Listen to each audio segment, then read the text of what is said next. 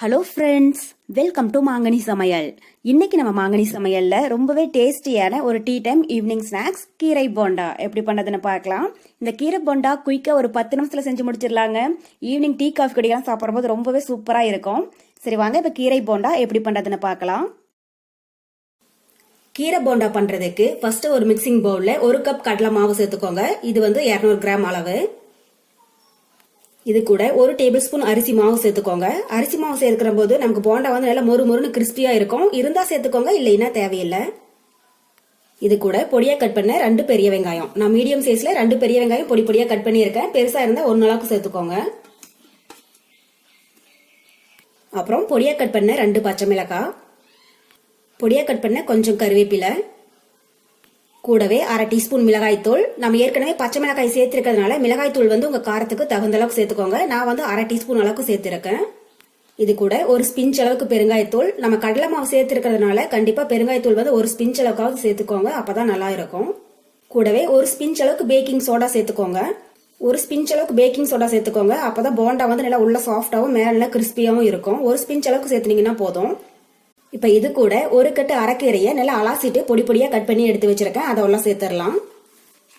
கீரையை இந்த அளவுக்கு நல்லா பொடியா கட் பண்ணி சேர்த்துக்கோங்க. அரைக்கீரை இருந்தா அது சேர்த்துக்கோங்க, இல்லைன்னா முருங்கைக்கீரை, அதுவும் இல்லைன்னா தண்டுக்கீரை கூட சேர்த்துக்கோங்க. ரெண்டுலயுமே டேஸ்ட் ரொம்பவே நல்லா இருக்கும். இப்ப இந்த மாவுக்கு தேவையான அளவு உப்பு சேர்த்திட்டு ஒரு டைம் நல்லா கலந்துட்டு அதுக்கப்புறமா தேவைப்பட்டா கொஞ்சமா தண்ணி சேர்த்துக்கோங்க.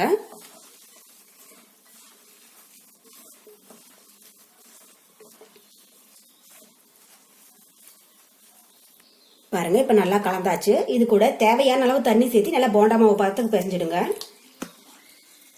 தண்ணி அதிகமா சேர்க்க வேண்டாம், கொஞ்சம் கொஞ்சமா சேர்த்து கலந்துடுங்க, அப்பதான் சரியா இருக்கும்.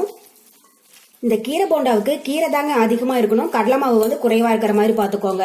நான் சின்ன கட்டு கீரை அப்படிங்கறதுனால 1 கட்டு சேர்த்திருக்கேன். பெரிய கட்டு கீரையா இருந்தா 1/2 கட்டு மட்டும் சேர்த்துக்கோங்க, அளவா இருக்கும். பாருங்க, மாவு இந்த அளவுக்கு கொஞ்சம் திக்கா இருக்கிற மாதிரி பிசைஞ்சு எடுத்துக்கோங்க. இப்ப மாவு ரெடி ஆயிடுச்சு. நம்ம அதை எண்ணெயில போட்டு பொரிச்சு எடுத்துடலாம். பாருங்க, இப்ப கடாயில எண்ணெய் நல்லா சூடாயிட்டு இருக்கு. எண்ணெய் நல்லா சூடானதுக்கு அப்புறமா ஸ்டவ் மீடியம் ஹீட்ல வச்சிடலாம். இப்ப நம்ம கலந்து வச்சிருக்கிற மாவுல கையில கொஞ்சமா தண்ணி நினைச்சிட்டு உங்களுக்கு வேணுங்கிற சைஸ்ல சின்ன சின்னதா உருட்டி உள்ள போட்டுடுங்க.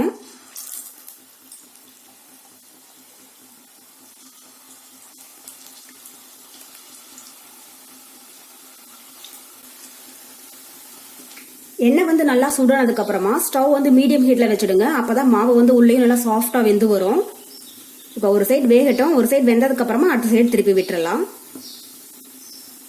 பாருங்க, இப்ப ஒரு சைடு பொரிஞ்சிடுச்சு, அடுத்த சைடு திருப்பி விட்டுறலாம். 2 சைடும் நல்லா பொரிஞ்சு கோல்டன் ப்ரௌன் ஆனதும் வெளியில எடுத்துடலாம். ஸ்டவ் மீடியம் ஹீட்லயே இருக்கட்டும். கீரை போண்டா குயிக்கா ஒரு 10 நிமிஷத்துல செஞ்சு முடிச்சிடலாங்க. ஈவினிங் டீ காஃபி கடியெல்லாம் சாப்பிடும்போது ரொம்பவே சூப்பரா இருக்கும். அரைக்கீரை இருந்தா நீங்க அரைக்கீரை சேர்த்துக்கோங்க, அது இல்லைன்னா முருங்கைக்கீரை கூட சேர்த்துக்கோங்க. முருங்கைக்கீரையிலையும் கீரை போண்டா ரொம்பவே சூப்பரா இருக்கும். பாருங்க, இப்ப நம்ம கீரை போண்டா 2 சைடும் நல்லா பொரிஞ்சு கோல்டன் பிரவுன் ஆயிடுச்சு. பபிள்ஸும் ஒரு 90% அடங்க ஆரம்பிச்சிடுச்சுங்க. இந்த ஸ்டேஜ்ல வெளியில எடுத்துடலாம்.